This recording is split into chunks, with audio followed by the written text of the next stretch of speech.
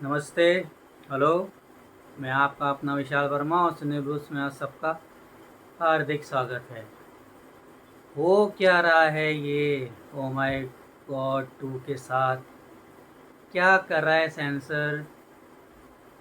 क्या वो सोच रहा है? चल क्या रहा है? मामला क्या है? आखिर ये पिक्चर को अभी तक कोई सर्टिफिकेट मिला नहीं है। 15 दिन के बाद फिल्म रिलीज़ होने वाली है।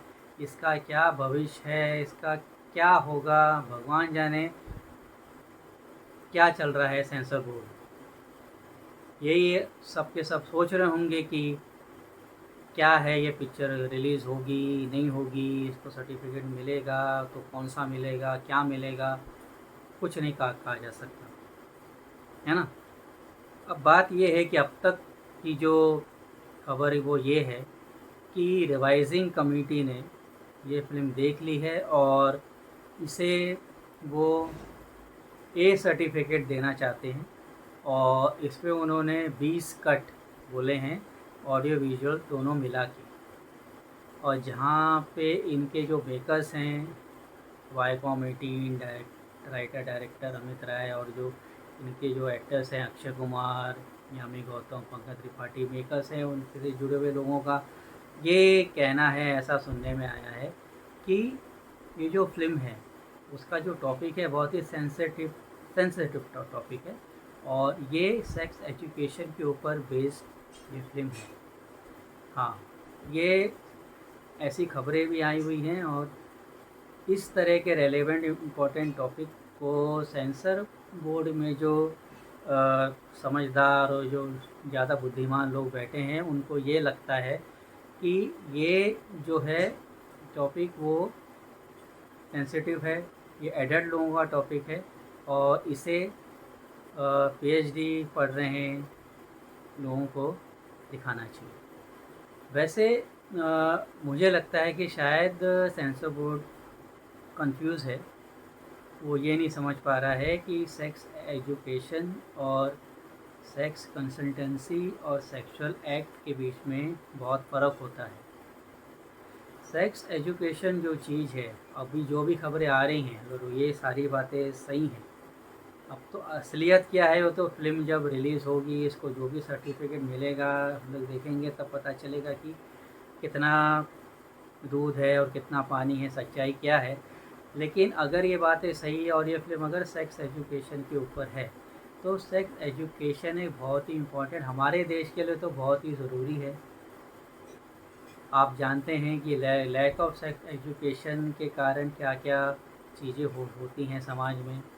इस तरह से औरतों को देखा जाता है, लड़कियों को देखा जाता है, उनके साथ मोलेस्टेशन होता है, क्या क्या नहीं होता है। मिज़ोरम की जो घटना है वो लेटेस्ट एग्जांपल है। अगर ये सेक्स एजुकेशन के ऊपर है तो ये तो जहाँ तक मेरा ज्ञान है, जहाँ तक मुझे पता है, ये एजुकेशन जब कोई भी बच्चा मेल हो या फीमेल 9 साल का हो जाता है तो उसके बाद ये उसे देना ज़रूरी है। एडोलेसेंट एज जिसे कहते हैं, 9 से लेके 17 तक ये देना ज़रूरी होता है, ताकि वो पहचानें कि वो मेल बॉडी क्या होती है, फीमेल बॉडी क्या होती है, उसमें क्या क्या हार्मोन्स में चेंजेस आते हैं। अगर सेंसर बोर्ड इसको ए सर्टिफिकेट दे देगा, तो जहाँ पर इस एजुकेशन की सबसे ज़्यादा ज़रूरत है, 9 से लेके जो 18 साल तक का जो पूरा जो इम्पोर्टेंट जो ऑडियंस है, जो कोर ऑडियंस है, जिसे ये जानना बहुत ही ज़रूरी है, वो इससे वंचित हो जाएगी, वो मिस आउट हो जाएंगे। और जो फिल्म का जो मेन पर्पस है वो सॉल्व नहीं होगा। हालांकि कमर्शियल फिल्म है, इसे और लोग देखे पैसा कमा लें, तो मेकर्स का जो मकसद है वो पूरा होता है। लेकिन साथ साथ एक कर्तव्य, एक इंसान का एक अपनी रिस्पॉन्सिबिलिटी, एक इंसानियत वाले वाली चीज़ ये भी होती है कि अगर आपने ऐसी कोई फिल्म बनाई है, तो जहाँ तक इसके राइटर डायरेक्टर का जो मैंने काम देखा है, उन्होंने पिछली फिल्म जो उन्होंने बनाई थी रोड टू संगम, जो एक अवार्ड विनिंग फिल्म है, जिसमें बहुत ही एक उसमें भी एक सेंसिटिव टॉपिक था, जिसमें परेश रावल और ओमपुरी और पवन मल्होत्रा ने काम किया था। वो भी एक जर्नी, एक एनलाइटमेंट वाली, उसमें एक सीख वाली उसके अंदर बात थी।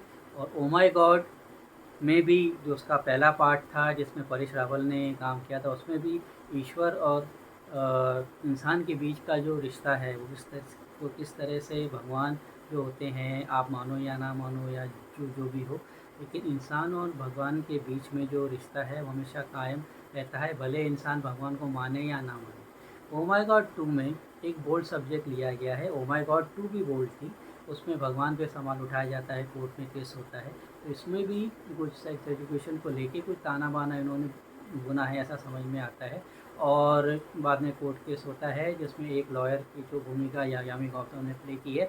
बाकी और किरदार इसके खुलेंगे और पता चलेगा, लेकिन सेंसर बोर्ड में अभी ये दोनों जगह से अभी ठहराव आ गया है।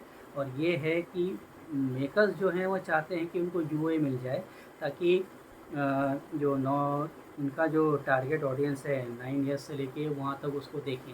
अब पता नहीं, इसके अंदर हो सकता है कि कुछ ऑब्जेक्शनल चीज़ें हों, उससे ऐसा हो सकता है कि सेंसर बोर्ड इस बार कुछ समझदारी का काम कर रहा हो, लेकिन उनके इस उल्टे सीधे रवैये के कारण ही हमने पिछली बार हम लोगों ने भुगता था। हमने आदिपुरुष देखी थी, और उसमें जिस तरह के जिस तरह के डायलॉग्स थे, जिस तरह के उसमें जिस तरह से अपमान हुआ था हमारे प्रभु श्री राम का और हनुमान जैसे भगवान का, और जिस तरह के डायलॉग बोले गए थे, उस समय सेंसर क्या क्या क्या कर रहा था? उस समय सेंसर चुप बैठा था, वो मौन था, उसने कुछ भी एक्शन नहीं लिया।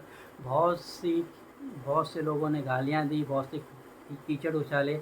सबकी गालियाँ सुनने के बाद फिर सेंसर बोर्ड को होश आया, फिर बाद में ये उन वर्ड बाय वर्ड डायलॉग्स निकाले गए। लेकिन वो हत्या तो पहले ही कर दिया आपने, वो damage that already be done, क्योंकि वो फिल्म ही ख़राब बनी थी। आपने देखा था ऐसी फिल्मों तो पास ही नहीं होनी चाहिए थी, वहाँ आपने बिना आँख देखे आँख मूंद करके वो पास कर दी। अब गालियाँ सुन रहे हैं, तो एक जो फिल्म है जो लोगों तक पहुँचनी चाहिए, जिस तरह के सब्जेक्ट हैं उसमें आप बुरा डाल रहे हो ताकि आपके ऊपर कीचड़ नहीं उछले।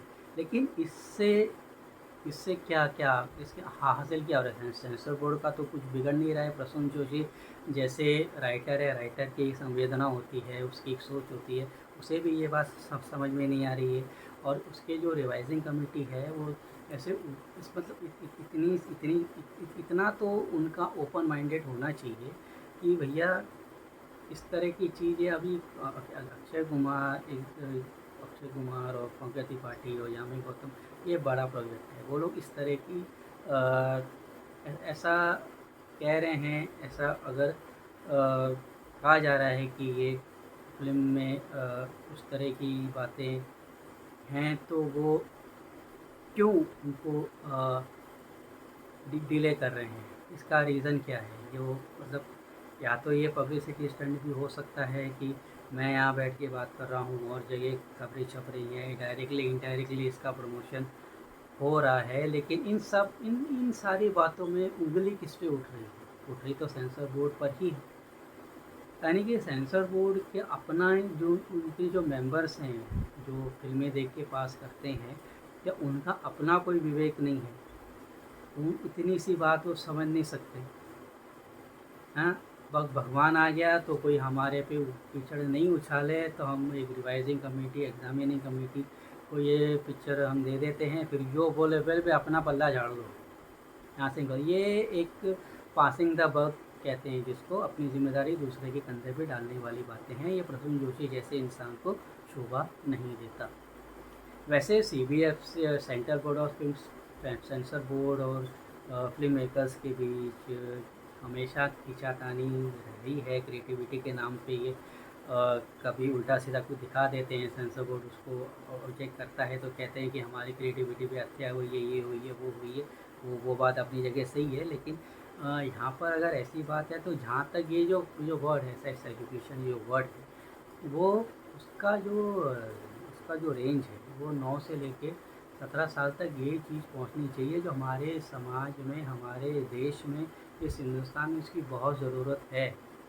अब ये कितनी बड़ी विडम्बना है, आप ये देखिए कि जिस शंकर भगवान के लिंग की पूजा की जाती है, जहाँ पर कामसूत्र जैसे ग्रंथों ग्रंथों का यहाँ पर जन्म हुआ है, खजुराहो के मंदिर में जाकर विदेश के लोग जो खुलेपन और नंगेपन को इस तरह से वो अपना के लिए प्रसिद्ध होते हैं, वो लोग जब आके खजुराहो की मूर्तियाँ देखते हैं तो उनकी आंखें फटी से फटी रह जाती हैं।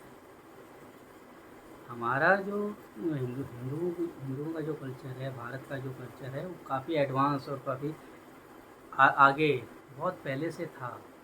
अभी से ये जो रूढ़िवाद, ये जो भी ये जो सोच है ना, छोटी सी लिमिटेड नैरो माइंडेडनेस के कारण दूषित हो रहा है मानो, समझ आए।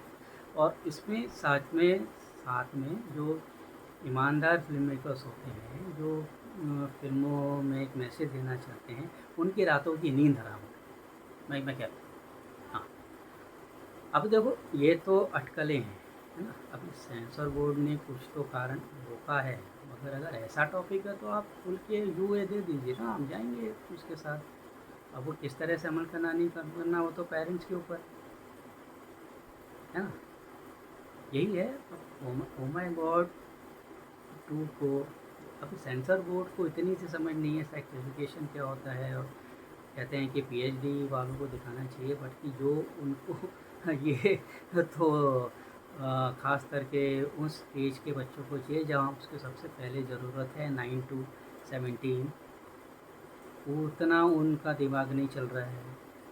ओह माय गॉड, बस मेरी यही दुआ है, यही आशा है कि जल्दी से जल्दी सेंसर बोर्ड एक नतीजे पे पहुँचे, इसको एटलीस्ट यूए तो दे। बिना देखे बोल रहा हूँ, फिर भी कुछ भी सर्टिफिकेट दे, पिक्चर सामने आए, लोगों को इस बारे में पता चले कि आखिर वो साइकोलॉजी के नाम पे कहना क्या चाहते हैं। अटका के क्यों रखा है मामला भाई, जल्दी से ख़त्म करो इसको, सर्टिफिकेट दो, आउट करो। क्या कहते हो, सही कह रहा हूँ गलत कह रहा हूँ? मैं जो भी कह रहा हूँ आपको सही लगता है गलत लगता है, आप नीचे कमेंट करिए और हमको लिखते रहिए, हमसे बातें करते रहिए। मैं आपका अपना विशाल वर्मा आता रहूँगा, सिनेमा की कुछ पुरानी बातें लेके, कुछ नई बातें लेके, आज आपके अपने चैनल सीजन ब्लूज में। तब तक के लिए मुझे आज्ञा दीजिए, नमस्कार। फिल्में देखते रहें, और अभी तक हमारा चैनल सब्सक्राइब नहीं किया है तो कृपया करके हमारा चैनल सब्सक्राइब करें। तब तक के लिए